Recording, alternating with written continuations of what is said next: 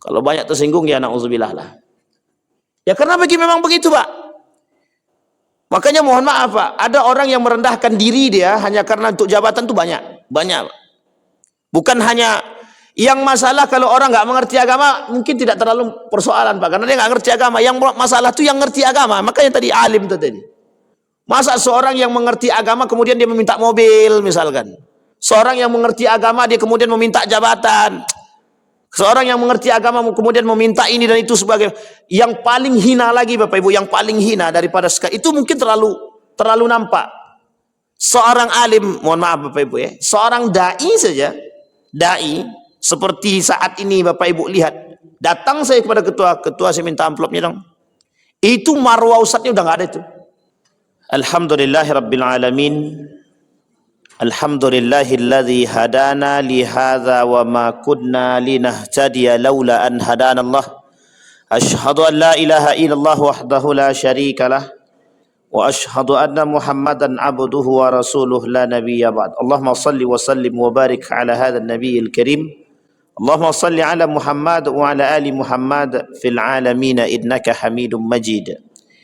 يا أيها الناس اتقوا ربكم الذي خلقكم من نفس واحدة وخلق منها زوجها وبث منهما رجالا كثيرا ونساء واتقوا الله الذي تساءلون به والأرحام إن الله كان عليكم رقيبا وقال الله تعالى يا أيها الذين آمنوا اتقوا الله وقولوا قولا سديدا يصلح لكم أعمالكم ويغفر لكم ذنوبكم ومن يطع الله ورسوله فقد فاز فوزا عظيما.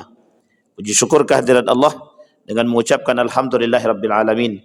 Berselawat kepada Nabi dengan mengucapkan Allahumma shalli ala Muhammad wa ala ali Muhammad fil alamin innaka Hamidum Majid. Bapak Ibu sekalian yang berbahagia, mudah-mudahan Allah melimpahkan rahmat serta karunia-Nya dan keberkahannya kepada kita semua. InsyaAllah yang hadir husnul khatimah dan istiqamah dalam kebaikan dan ketaatan, dan insyaAllah istiqamah sampai akhir. Kemudian Bapak Ibu sekalian yang berbahagia, untuk orang tua kita yang telah mendahului kita, Allah tempatkan di tempat terbaik di sisinya, Allah terima amal ibadahnya. Kemudian Allah kumpulkan bersama orang-orang yang saleh. Untuk orang tua kita yang masih hidup, Allah sehatkan, Allah kuatkan, Allah limpahkan rezeki, Allah luaskan, insyaallah istiqamah dan husnul khatimah.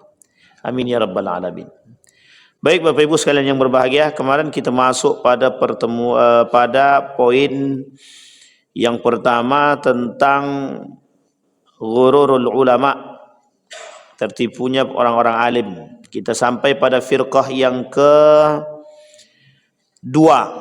wa firqatun ukhra ahkamu al-amal al-ilmu ahkamul ilma wal amal al-zahir wa taraku al-ma'asi al-zahirah wa ghafalu an qulubihim falam yamhu minha as-sifatul madhmuma 'inda Allah kal-kibri wal-riya' wal-hasad wa talab ar-riyasah wal-'ula wa iradatu thana 'ala al-aqran wasyuraka wa talab ash-shahra fil biladi wal-'ibad.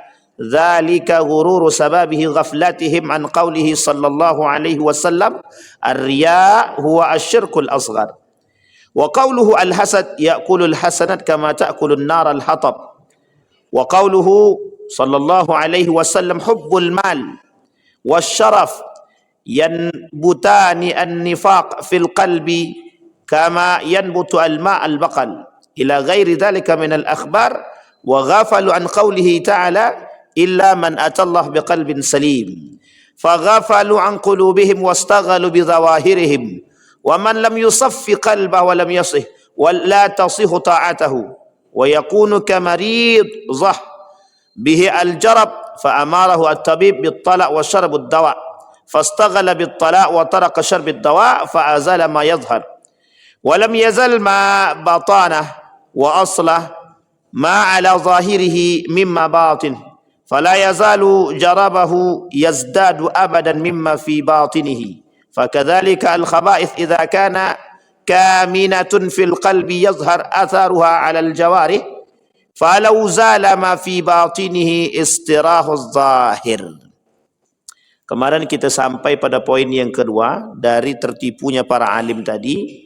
Dia ada macamnya banyak, ada 1 sampai sekian banyak poin. Yang nomor 2 itu orang-orang yang disibukkan dengan ilmu dan amal. Cuman mereka lupa dengan hati mereka, karena di dalam hati itu ada penyakit. Kata Ibnul Qayyim Al-Jauziyah, itu penyakit hati itu ada hasad, dengki ya, ada riya, kemudian ada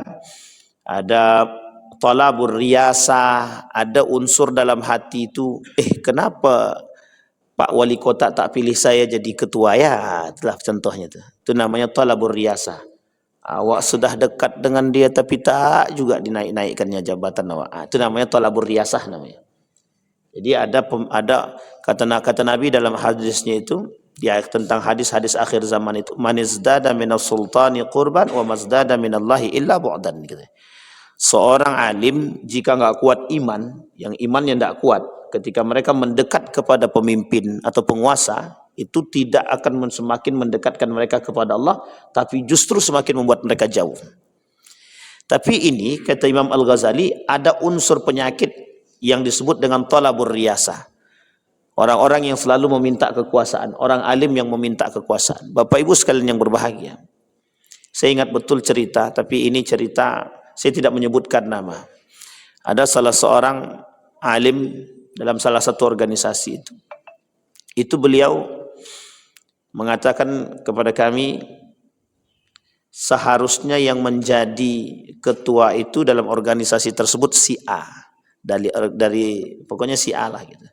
Tapi karena yang menjadi ketua ini si B, tidak mau turun dia. Sampai dia bilang, kalau nanti saya terpilih menjadi salah satu penguasa, kata dia, nanti baru saya turun. Ternyata setelah dia terpilih dan naik, tidak turun-turun.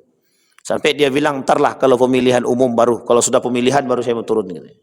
Setelah pemilihan dan dia duduk menjadi penguasa, kemudian dia juga tidak kunjung turun sampailah pemilihan lembaga tersebut. Setelah pemilihan lembaga, justru dia memilih orang lain dari kelompok dia untuk menjadi pemimpin lembaga tersebut. Dan ini biasa. Sebenarnya saya mau menyebutkan ininya, tapi agak fatal karena memang ini masalah lah begitu. Dan ini adalah marwah. Nah, Bapak Ibu sekalian yang berbahagia, ada orang alim, kalau orang-orang yang sudah alim itu, tapi dia tidak memiliki iman yang kuat, itu pengaruh jabatan dan kekuasaan itu tinggi. Sehingga dia memang berharapnya itu, gitu. Tidak ada yang lain. Sampai mereka rela melakukan sesuatu yang sesungguhnya menjatuhkan marwah mereka sendiri hanya untuk mendapatkan dunia mereka. Dan itu disebutkan oleh Imam Al-Ghazali, talabur riyasa wal ula, derajat yang tinggi. Wa iradatus sana, yang paling berbahaya itu iradatus sana, mengharapkan pujian dari manusia. Nah, ini yang susah tuh yang ini Bapak Ibu. Mengharapkan pujian. Saya minta maaf Bapak Ibu. Ketika ada orang yang berkata kepada Bapak, bagaimana? Bagus enggak ceramah saya gitu. Ini misal saya contohkan pada diri saya pribadi, naudzubillah tsumma naudzubillah. Misal begini, saya bilang sama Bapak Ibu, Bu, bagus enggak ceramah saya tadi? Otomatis itu butuh pujian atau tidak? Ini contoh sederhana. Ali bin Abi Thalib, ketika Ali bin Abi Thalib itu khutbah, turun dari khutbah itu, dia samperin nih sahabatnya. Apa kata Ali kepada sahabatnya? Gimana menurutmu khutbahku? Sahabat ini sadar kalau Ali ini butuh pujian, meminta untuk dipuji. Sekelas Ali saja, sampai kemudian nanti turun perkataan dari Ali bin Abi Thalib itu. Sekelas Ali saja. Kemudian apa kata sahabatnya? Maukah engkau ketika aku memujimu dan engkau mendapatkan pujian tapi hatimu rusak dan Allah tempatkan engkau di tempat yang tidak baik? Kemudian Ali takut dengan perkara demikian, beristighfar dia, sampai keluar perkataan begini, pujian itu bukan membuat orang semakin tinggi, tapi justru menghancurkan. Maka Bapak Ibu, ada satu kaidah begini, kalau dipuji, sesuai dengan pujian, ucapkan alhamdulillah wal isti'adah. Kata para ulama itu, kalau kita dipuji orang, sesuai dengan apa yang dia pujikan kepada kita, maka bercepatlah pertama ucapkan isti'adzah, baru kemudian alhamdulillah. A'udzubillah, na'udzubillah, semua alhamdulillah boleh. Atau sebaliknya alhamdulillah kemudian beristi'adzah. Yang jelas ada unsur isti'adzahnya, memohon ampun kepada Allah. Karena kalau tidak ada manusia di muka bumi ini yang tidak suka disanjung, itu tidak ada, Pak. Semua manusia itu rata-rata butuh puji dan sangat mencari pujian itu. Makanya kalimat selanjutnya apa yang dikatakan oleh Imam Al-Ghazali? Wa talabu syahra fil biladi wal ibad. Dia berharap dia ini menjadi orang yang masyhur. Masyhur itu terkenal di antara manusia-manusia tadi. Makanya yang begini-begini ini masalah nih Bapak Ibu. Ini masalah. Bagi mereka tidak masalah. Yang masalah itu bagi orang yang direkam. Itu masalah betul, Pak. Memang betul-betul masalah. Beratnya bukan main itu. Itu persoalannya. Saya ingat betul itu perkataan Ustaz Abdul Somad itu. Kata beliau, yang kayak gini ini membuat terjerumus dalam lingkaran-lingkaran setan. Gitu. Maksudnya lingkaran setan itu bukan pada mereka, tapi pada diri dia sendiri. Karena sulit, Pak. Orang bisa kenal kita lewat sini kan. Dari sini. Yang hadir malam hari ini, hari subuh ini mungkin segini. Tapi yang nonton di sini, Pak, itu yang kita nggak tahu gitu. Dan itu, tapi bisa jadi di dalam itu ada dua. Ada kebencian, ada kecintaan. Yang mencinta, wah Masya Allah, Tabarakallah Ta'ala, pokoknya pujian tuh. Tapi yang membenci, Ustadz macam apa nih, Ustadz bodoh lah ini, segala macam dibuatin. Ada itu. Dan itu lengkap, Pak. Dan ini persoalan. Maka kata Ali bin Abi Thalib itu, pujian itu bukan membuat orang semakin dekat. Tapi pujian justru itu akan menghancurkan. Maka hati-hati dengan pujian. Maka kalau kita kembalikan, tidak ada manusia yang tidak suka dipuji, itu tidak ada. Kalau bisa memang berharap betul untuk dipuji itu. Makanya bahasanya talabus syahra. Mereka meminta untuk terus terkenal. Dan ini menjadi masalah Bapak Ibu sekalian yang berbahagia. Nah kemudian disampaikan oleh Imam Al-Ghazali, ini penyebabnya adalah gurur. Gurur seperti ini tuh yang akan menghancurkan halak, sababul halak. Mereka tertipu dengan hati mereka sendiri. Para alim tadi tertipu dengan hati mereka sendiri. Dan kelak hati mereka ini yang menyebabkan rusaknya hati tadi itu akan menyebabkan hancurnya mereka. Kata Imam Ghazali, sababul halak, yang menyebabkan hancurnya seseorang. Sehingga dikatakan mereka lupa dengan hadisnya baginda Nabi Muhammad SAW. Apa kata Nabi? Ar-riya huwa syirkul asghar. Riya itu, kata Nabi, itu syirik kecil. Riya itu syirik kecil. Orang yang pamer, suka dipuji, ada kesombongan, ada kibir dalam hati dia.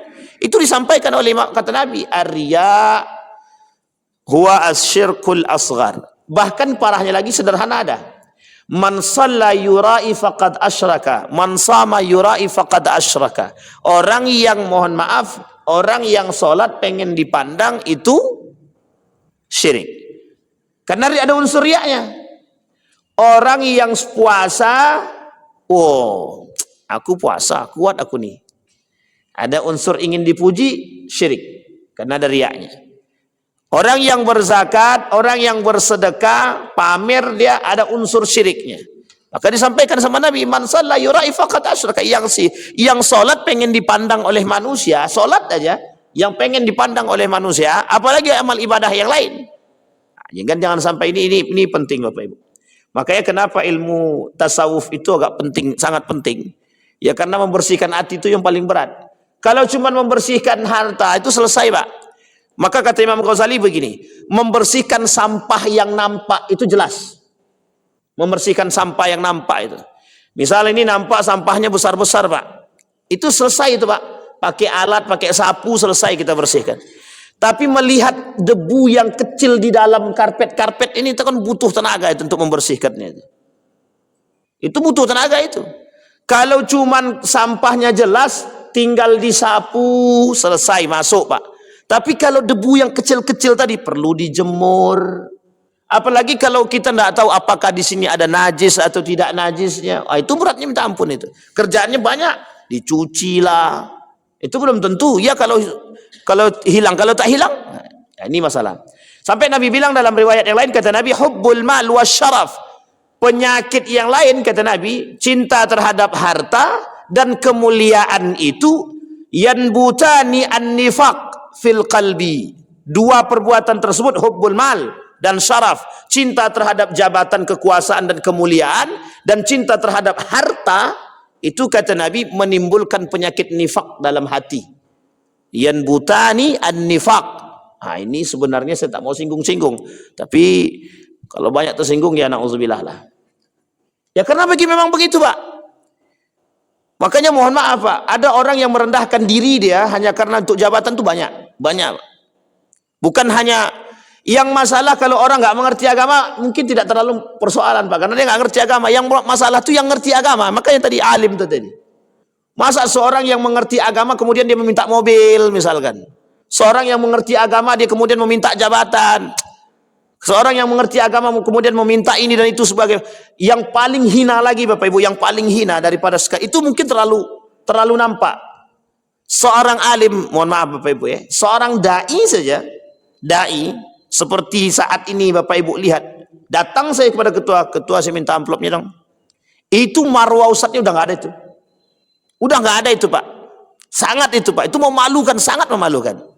Makanya kata seorang ulama dari Riyadh itu, Saudi Arabia, guru daripada guru saya bilang begini, haram bagi seorang ustadz atau da'i atau alim meminta. Itu haram. Haram hukumnya. Kalau diberi silahkan terima, kalau tidak diberi jangan pernah meminta, hukumnya haram. Coba sampai segitunya Pak. Sampai beliau katakan. Sempat beliau bertanya begini, jadi ini cerita beliau ke saya. Beliau tanya sama guru beliau, bagaimana hukum menerima amplop dari masjid? Ini Pak, kami pelajari Pak. Dulu kami di Yogyakarta. Itu kalau kajian-kajian itu lebih banyak tidak pakai amplop di Muhammadiyah itu. Sehingga kami cuma duduk, ada snack itu yang dimakan. Dan itu kalau bahasa orang Jawa tuh lebih bagus. Kenapa lebih bagus? Tidak membuat hati ini terganggu. Kenapa begitu? Sampai kami ke sini Pak, pernah beberapa masjid kami tolak, ngamuk masjidnya. Apa kata masjidnya? Emang Ustadz kira masjid kami miskin gitu? Maksud saya kita bukan begitu, karena kita kan baru datang. Kita nggak tahu tradisi di sini. Kemudian kita tolak nih Pak. Kita tolak amplopnya. Kemudian apa kata pengurus masjidnya? Memang Ustadz kira kami nggak mampu. Berapa Ustadz minta? Saya bilang astagfirullahaladzim. Nah, itulah yang menjadi penyebabnya Pak. Kadang-kadang kata guru saya, hati-hati Wan, hati-hati. Yang menjadi masalah tuh hati memang. Kata guru saya, bahkan kata beliau pulang dari Riyadh itu, pulang dari Riyadh habis sekolah balik, kaget beliau ketika kajian tuh ada seperti itu, beliau kaget. Sampai bertahun-tahun beliau tidak pernah. Jadi ketika dapat amplop itu dia dikasih kepada istri. Saya tidak tahu nih. Sampai saking begitunya dia nggak pengen melihat isinya. Karena dia khawatir Pak. Dan saya temukan itu di sini Pak. Saya temukan di sini beberapa orang alim itu, saya anggap alim. Kenapa begitu? Apa kata dia jawabannya? Sampai hari ini Ridwan saya tidak tahu berapa jumlah orang kasih, saya tidak tahu katanya. Sampai hari ini saya tidak tahu. Dan saya tidak pernah buka katanya. Apa alasan antum tidak mau tahu? Saya bilang. Alasannya satu saja. Aku tidak mau merusak hatiku katanya. Coba bayangkan. Dan itu ada. Dan orang biasa. Dan itu ada. Baik Bapak Ibu. Dan itu pengaruhnya berat Bapak Ibu. Apa kata dia? Takut akan hilang keikhlasan. Karena kalau sudah begitu udah nggak ikhlas kita. Mengajar itu udah nggak ikhlas. Maka ini penting untuk kita pelajari. Bukan hanya sekedar orang alim saja. Siapapun Pak. Siapapun di antara kita. Yang mengajarkan. Siapapun di antara kita yang mengajarkan ilmu agama kepada orang, jangan pernah menakar agama dengan dunia. Tidak bisa Pak. Ini yang disebut oleh Allah di dalam Al-Quran. Wala tashtaru bi ayati tsamanan qalila. Jangan kalian lakukan jual beli terhadap ayat-ayatku kata Allah dengan harga yang murah, sangat-sangat murah. Apa maksudnya yang tadi saya bilang? Jangan takar dunia ini, jangan takar agama itu dengan dunia. Kalau ditakar kalau ditakar agama dengan dunia, tidak sanggup kita Pak belinya Pak, tidak sanggup. Dan ini kejadian. Ada orang yang begitu pintar baca Qur'annya, bagus. Kalau bahasa sekarang ini namanya qori gitu. Sampai dia berani mengatakan to the point itu Pak. Dan dia mengatakan kepada salah satu pengurus masjid dekat rumah saya, dia bilang begini. Kalau 100.000 jadi imam semalam, saya tak sanggup katanya. Kalau mau 300.000. Kalau mau masjid membayar 300.000 per malam, saya siap jadi imam. Nah, itu kalau udah begitu kelakuannya Pak, jangan dipakai lagi. sebagus apapun suaranya sampai sedunia ini sadar akan suara dia, jangan pakai lagi. Merusak itu merusak itu, kita nggak dapat berkahnya sama sekali itu. Nah, ini bahasa yang harus kita, yang seperti ini nih Pak, yang harus kita rubah daripada kalangan masyarakat. Kenapa? Kadang masyarakat, oh tapi suaranya bagus Pak Ustadz gitu. Suara yang dicari itu bagusnya, bukan berkahnya, bukan adabnya, bukan akhlaknya. Jadi kita sekarang ini sudah tertipu begitu, bukan hanya mereka, tapi kita juga tertipu dengan begitu. Tertipu dengan bagusnya, dengan mantapnya, dengan cantiknya suara. Tapi kita tidak lihat akhlaknya dan adabnya, itu kita nggak lihat gitu. Dan ini masalah tuh Bapak Ibu.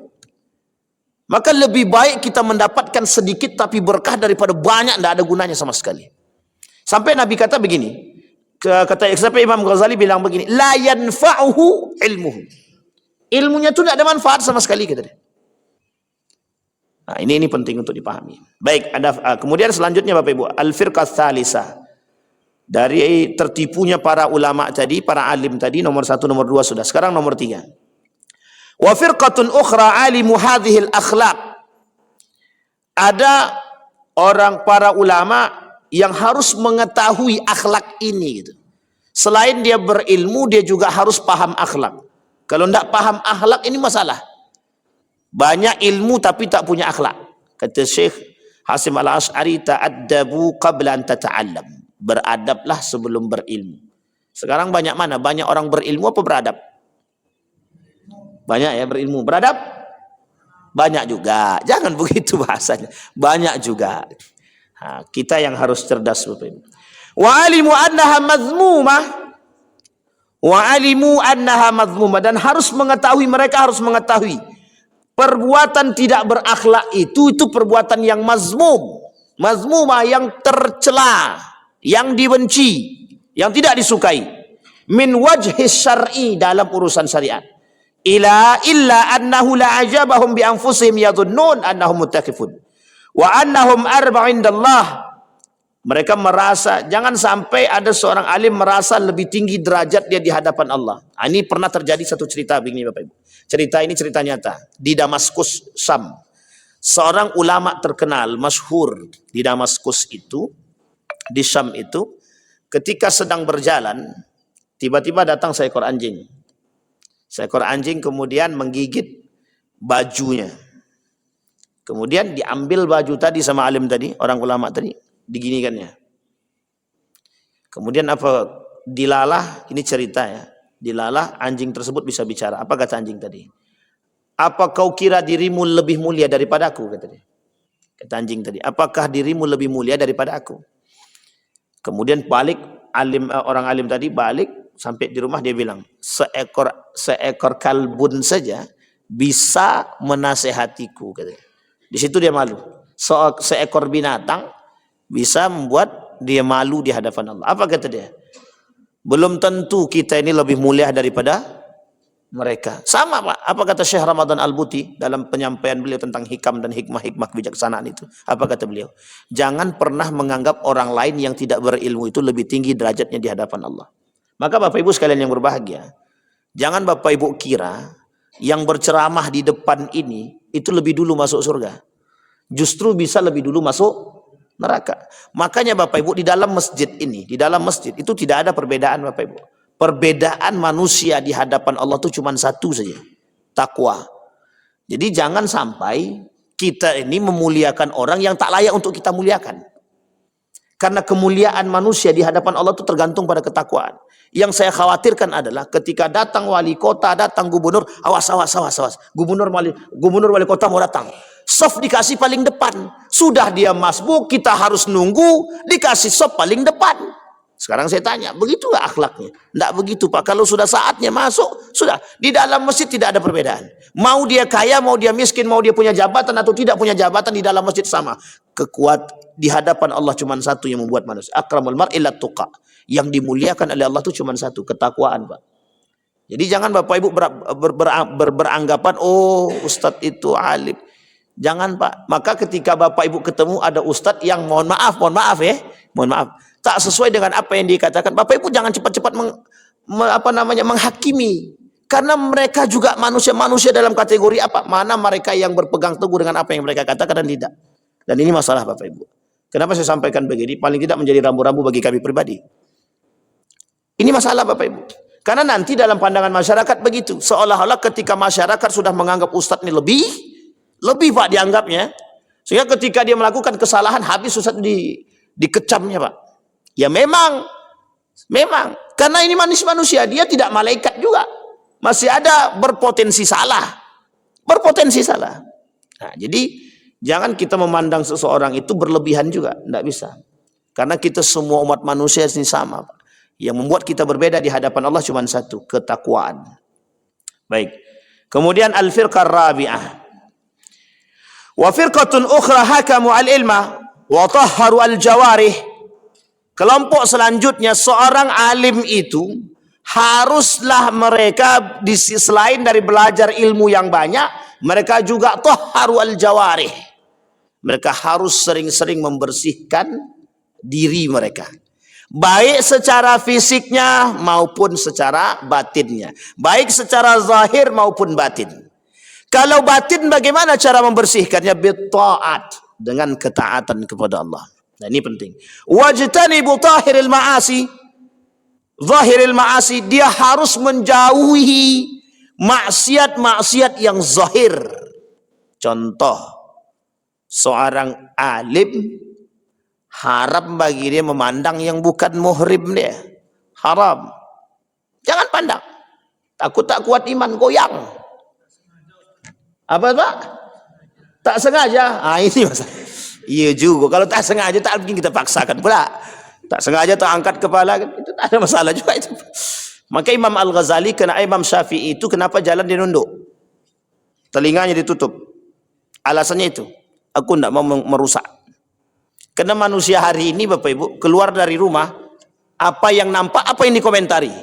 Sulit lisan ini untuk tidak berkomentar tuh sulit. Nampak rumah si Anu tuh bunga ada tinggi-tinggi, tak juga dipotongnya.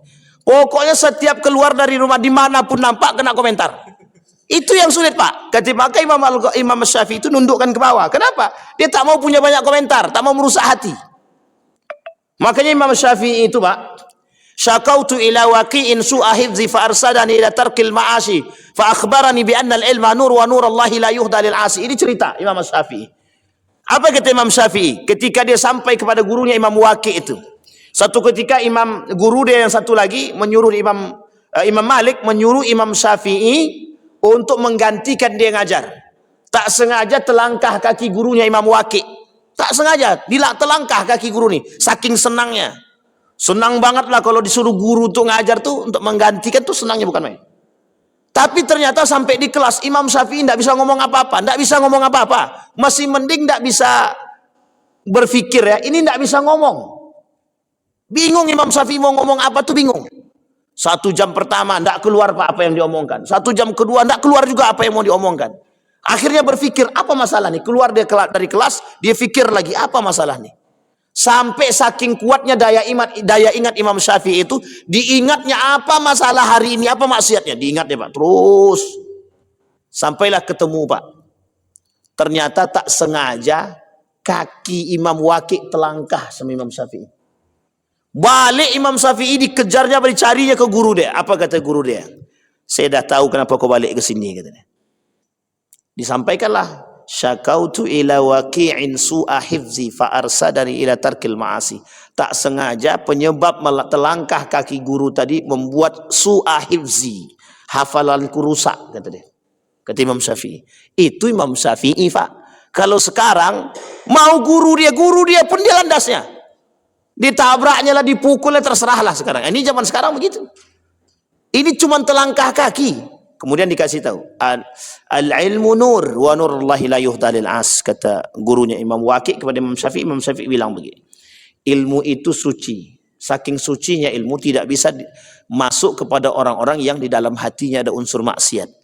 Tidak bisa. Al-ilmu nur wa nurullahi la yuhda lil 'as. Ilmu ini suci, cahaya, dan cahaya itu tidak bisa masuk dalam hati yang punya maksiat. Itu Imam Syafi'i Pak. Imam Syafi'i. Setelah daripada situ dia balik ke kelas, semua ilmu yang ada dalam kepala itu mengalir seperti air. Coba bayangkan, hanya pengaruh satu kesalahan. Kalau sekarang ini bukan satu lagi kesalahan, setiap hari bikin salah kita Pak, setiap hari.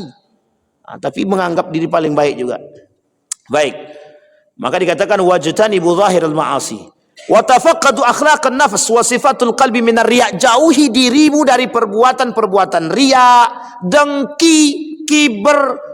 Kenapa seorang alim wajib menjauhi diri dari perbuatan tersebut? Karena kalau tidak dia yang dikuasai, Pak. Kalau dia tak menjauhi perbuatan ini dari diri dia, maka perbuatan-perbuatan riya, syirik, riya, hasad, kiber, dengki, segala macam, itu yang akan menghasut dia dan akan menguasai diri dia. Kita ambil satu contoh. Dengki. Dengki. Kita semua ni pasti kadang-kadang iri dengan orang. Yang boleh iri itu cuma dua. Kata Nabi dalam hadisnya, dinukil oleh Imam An-Nawawi dalam kitabnya At-Tibyan fi Adab Hamalatil Quran. Kata Imam Nawawi, boleh kita itu iri kepada orang pada dua hal. Kata Nabi, yang satu pada Qurannya, yang kedua pada ilmu dan ketaatannya. Itu saja. Kok Pak Ketua Masjid ni rajin kali ke masjid ya. Bagus. Nah, itu boleh kita iri, Pak.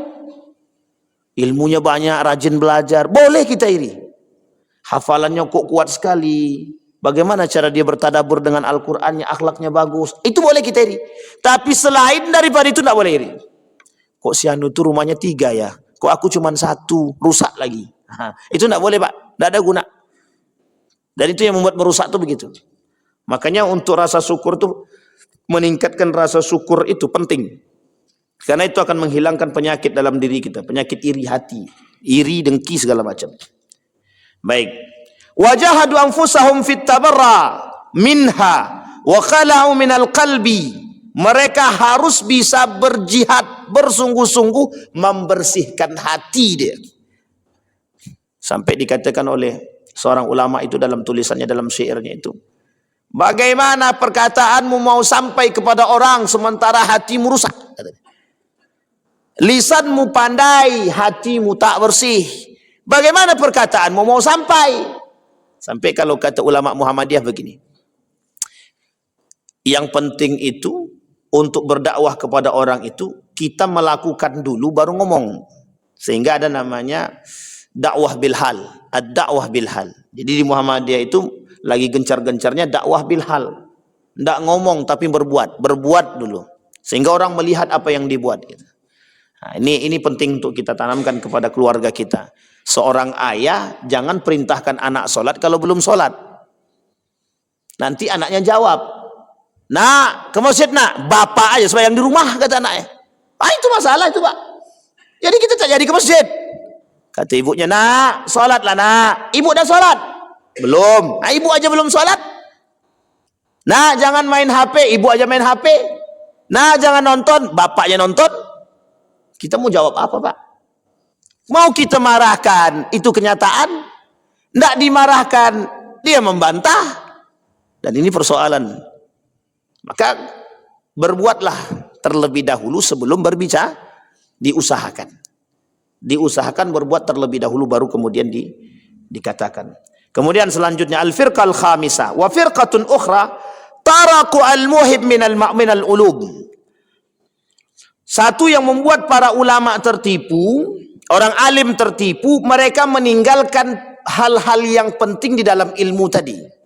Apa namanya? Yang penting di dalam ilmu tersebut bukan ilmu itu sendiri, tapi ruhul ilmi. Ada ruh ilmu tadi, nilai-nilai ilmu. Nilai-nilai ilmu ini lebih sulit, Pak. Satu ketika kami main, Pak, ke pondok kan, tempat kami dulu belajar, balik kami, ketemu dengan pimpinan. Ketika ketemu dengan pimpinan bilang begini, "Kalian datang ke pondok ngapain?" "Takzim kepada guru kiai," nilainya C. "Kalian datang ke pondok ngapain?" "Mau melihat pondok Pak Kiai," nilainya C. "Kalian datang ke pondok mau ngapain?" "Ziarah Pak Kiai," nilainya C. Jadi semua yang kami lakukan itu datang ke pondok itu nilainya cuma C. Sekarang kami bertanya, Pak, nilai yang A itu yang mana? Beliau cuma jawab satu saja. Apa jawaban beliau? Menanamkan nilai-nilai pondok di luar. Di dalam pondok Anda tidak maling itu biasa. Karena masih banyak yang ngawasin. Di dalam pondok Anda masih sholat di masjid biasa. Karena masih ada yang mewajibkan. Tapi luar pondok siapa yang mewajibkan Anda sholat? Di luar pondok siapa yang menjaga lisanmu? Di luar pondok siapa yang menjaga tanganmu? Katanya. Ini yang kemudian beliau sampaikan, Pak. Jadi itu menjadi satu poin. Artinya apa? Seorang alim itu juga harus bisa begitu, Pak. Menjaga nilai, jangan sampai kita dapat ilmunya tapi nilai ilmunya tak sampai. Kalau orang barat, Bapak Ibu, mohon maaf ya, orang barat itu menganggap ilmu itu bebas nilai. Jadi kalaupun mereka berilmu tidak punya akhlak, tidak apa-apa. Seorang anak bergaul bebas dengan ibunya sampai menzinahi ibunya, yang penting dia berilmu, tak ada masalah. Itu masalah tuh. Kalau bagi kita masalah, Pak. Di dalam Islam ilmu ini tidak bebas nilai, terikat dengan nilai. Maka dalam bahasa filsafat itu ada namanya aksiologi. Aksiologi itu akhlak lebih tepatnya, nilai. Jadi berilmu dia tak bernilai, itu sebenarnya bertolak belakang, Pak, daripada nilai itu, daripada ilmu itu sendiri. Tapi orang barat tidak begitu, Pak. Makanya orang barat itu tinggi ilmunya tapi tidak punya akhlak itu, Pak, rata-rata. Tidak punya ilmu itu. Tidak punya akhlak itu. Karena bagi mereka menganggap ilmu itu bebas nilai. Jadi mau hasil ilmu itu merusak siapapun, silahkan. Hanya ada etik.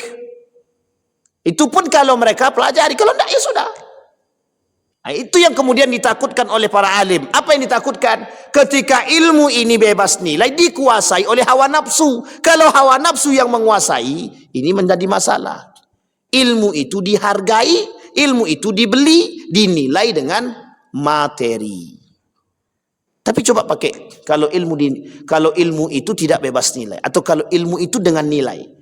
Orang berilmu seharusnya, kalau bahasa pepatah, semakin padi itu kalau semakin tinggi semakin merunduk.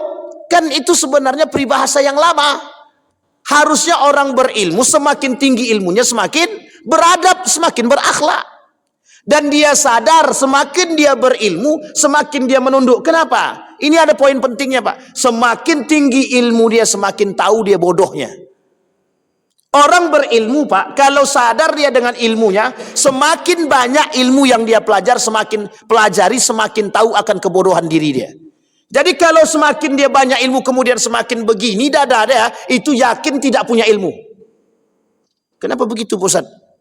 Ya karena orang yang berilmu tahu, Pak, di mana celah-celah ilmu yang belum pernah dia pelajari.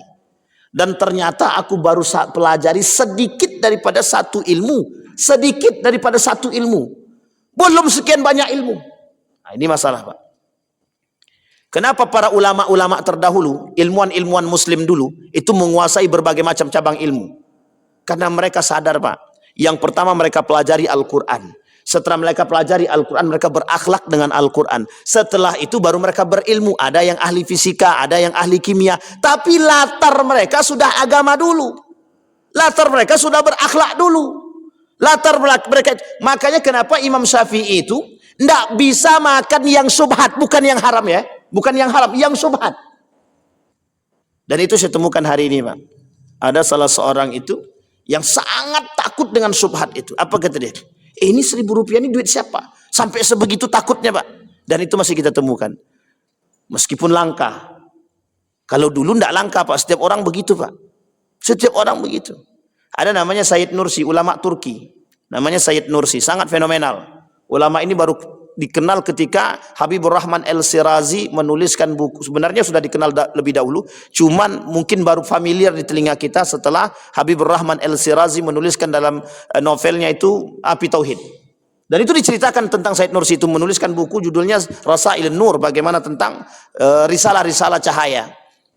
Itu beliau sendiri, Pak. Sayyid Nursi ini itu orang yang alim betul. Satu ketika saking alimnya dia ini, dengan ilmu yang tinggi itu, dipanggil sebagai Badi'uz Zaman, manusia yang aneh sepanjang zaman. Saking cerdasnya ilmu yang dia miliki, dipanggil sebagai Badi'uz Zaman, manusia sepanjang zaman. Jadi orang yang aneh sepanjang zaman itu ada dua. Satu Imam Syafi'i, yang kedua ini Badi'uz Zaman ini. Badi'uz Zaman Sayyid Nursi. Pada tinggi level tadi, Pak, level yang tinggi, itu dia bilang begini, ilmunya sudah tinggi, tapi apa yang dia rasakan? Kok hatiku tidak tenang? Akhirnya, Pak, dia tinggalkan ilmu ini, dia pergi uzlah menyendiri, dia cuma cari satu ilmu. Itu yang disebut dengan hari ini itu ilmu tasawuf itu, Pak.